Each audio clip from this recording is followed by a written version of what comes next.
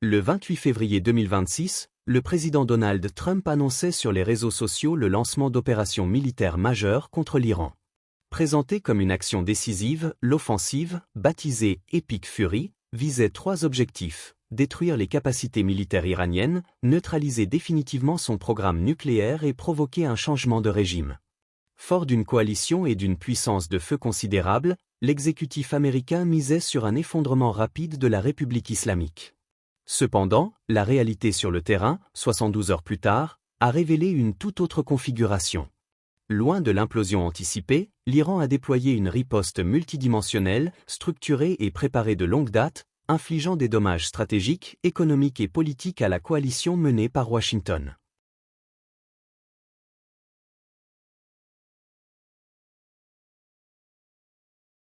L'opération de représailles iranienne, nommée « Promesse honnête 4 », ne fut pas une série de tirs désordonnés mais une campagne méthodique. La stratégie de saturation, l'Iran a utilisé des drones d'attaque Shahed, peu coûteux, en grand nombre. Leur objectif premier n'était pas de causer des dégâts majeurs, mais de saturer les systèmes de défense antiaérienne, notamment les batteries patriotes, forçant ces derniers à utiliser leurs intercepteurs, extrêmement coûteux, 3 à 6 millions de dollars pièce, jusqu'à épuisement des stocks. L'efficacité des tirs, une fois les défenses affaiblies, des missiles balistiques de précision ont pu atteindre leur cible. Selon l'analyse de la firme Kepler, l'Iran avait prépositionné des ogives près des frontières régionales, indiquant une escalade planifiée et non une simple réaction. Des cibles stratégiques, les frappes ont visé des installations militaires clés dans toute la région. Bahreïn, quartier général de la 5e flotte américaine à Manama. Qatar, base aérienne d'Al-Udeid, la plus grande base américaine au Moyen-Orient. Émirats arabes unis, base aérienne d'Al-Dafra, abritant des F-35, base navale française, camp de la paix, à Abu Dhabi, port de Jebel Ali. Koweït, base Ali Al-Salem. Jordanie, base de Muwafaq Salti.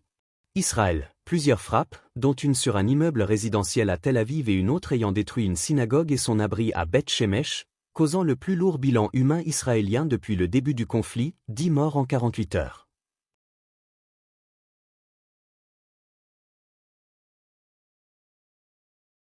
L'arme la plus puissante de l'Iran s'est avérée être économique et géographique. La fermeture de facto du détroit d'Ormuz, par où transite environ 20% de la production pétrolière mondiale, environ 20 millions de barils par jour, a provoqué un choc instantané. Flambée des prix, le Brent a bondi de près de 9% en une seule session, franchissant les $79, et le WTI américain a grimpé de 8,4%. Paralysie du transport maritime, des géants du fret comme MSC, CMA CGM et Maersk ont suspendu leurs opérations. Les primes d'assurance maritime ont atteint des sommets, rendant le transit économiquement non viable. Impact sur les infrastructures énergétiques, le plus grand terminal de gaz naturel liquéfié, GNL, au Qatar a suspendu ses opérations. La raffinerie de Ras Tanura en Arabie Saoudite a été endommagée. Conséquence globale, l'aéroport de Dubaï, hub mondial, a été paralysé, entraînant l'annulation de plus de 1700 vols. Pour les États-Unis, le contre-coup est politique. La hausse des prix de l'énergie menace directement de relancer l'inflation, un des arguments centraux de la campagne de Donald Trump. Un choc économique qui frappe le portefeuille des électeurs américains.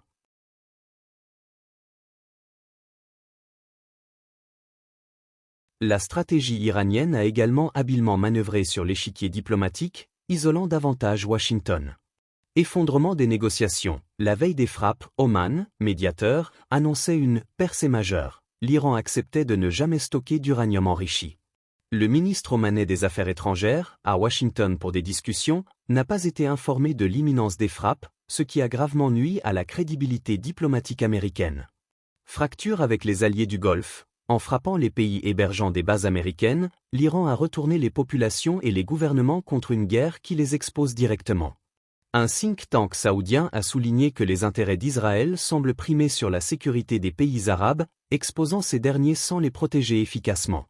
Réactions internationales, la Russie et la Chine ont bloqué les résolutions américaines à l'ONU, profitant de l'enlisement américain. L'Union européenne a appelé à la retenue.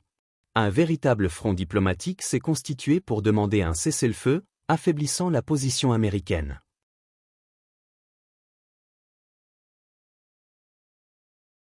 La riposte ne se limite pas à l'Iran. Le réseau d'alliés et de proxy de Téhéran s'est activé, élargissant le conflit.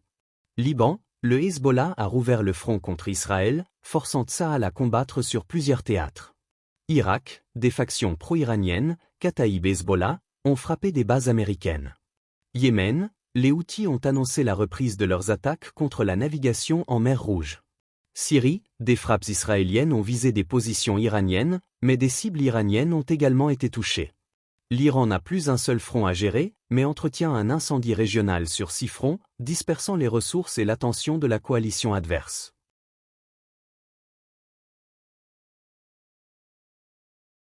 Contrairement aux prévisions de la Maison-Blanche, l'élimination de hauts dirigeants n'a pas provoqué l'effondrement du régime.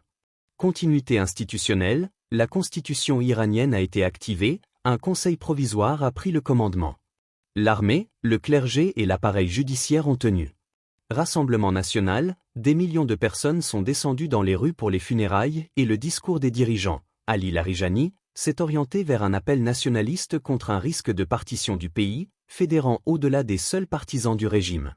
Communication de guerre, les responsables iraniens ont maintenu des canaux diplomatiques ouverts, avec la Chine, la Russie, les pays du Golfe, présentant leurs frappes comme ciblant uniquement des installations américaines et non les nations souveraines, préservant ainsi des options pour l'après-guerre.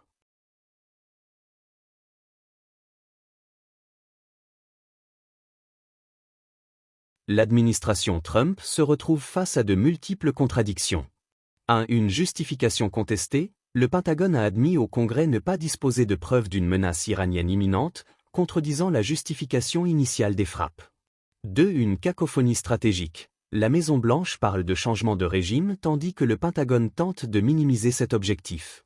3. Un problème constitutionnel, des élus républicains et démocrates s'interrogent sur la légalité d'une guerre non autorisée par le Congrès. 4. Un dilemme militaire. Sans troupes au sol, il est impossible d'atteindre l'objectif de changement de régime. Une escalade supplémentaire serait risquée, un retrait prématuré serait un aveu d'échec. En moins de 72 heures, Donald Trump est passé d'une posture de conquérant à une position de piégé. La riposte iranienne a démontré que la puissance ne se résume pas à la puissance de feu. En contrôlant un détroit stratégique, en disposant d'un arsenal de missiles et de drones conséquents, en s'appuyant sur un réseau de proxy et en faisant preuve de résilience politique, Téhéran a transformé une guerre censée être courte en un conflit d'usure coûteux. L'Iran ne peut pas vaincre militairement les États-Unis, mais il peut leur imposer un coup politique, économique et humain tel que la notion même de victoire devienne hors de portée. Le pari de Trump sur un effondrement rapide a échoué. Il se retrouve face à un conflit prolongé, sans stratégie de sortie claire, avec des alliés ébranlés et une économie mondiale menacée. La question n'est plus de savoir si l'Iran riposterait, mais combien de temps la coalition menée par Washington pourra soutenir un conflit que l'Iran, fort de sa préparation et de sa résistance historique, semble déterminé à prolonger.